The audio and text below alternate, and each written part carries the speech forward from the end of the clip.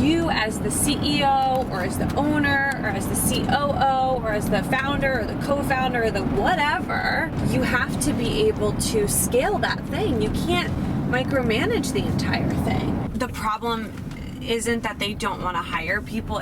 The problem is that they hire people and the people don't know what to do. Training isn't a 48-hour period. How do you teach someone to decide like you and to execute similarly to you and generate ideas and be innovative, but also stay with the company? The value is in being able to turn her ideas and also your ideas into an operational reality. And it's like everything that you create has to be rooted in your company's core values. The vision is a bit more broad and likely a bit more about like the industry and like your purpose. The mission is more like how we specifically are doing this. And then designing processes, procedures, reviews, social media, communication, all of that stuff from that place. When you go to make a decision, or when you go to hire someone or fire someone or add a new branch of the company, you know that everything's grounded in the same beliefs. What 92% of startups fail within the first 3 years. As leaders, we really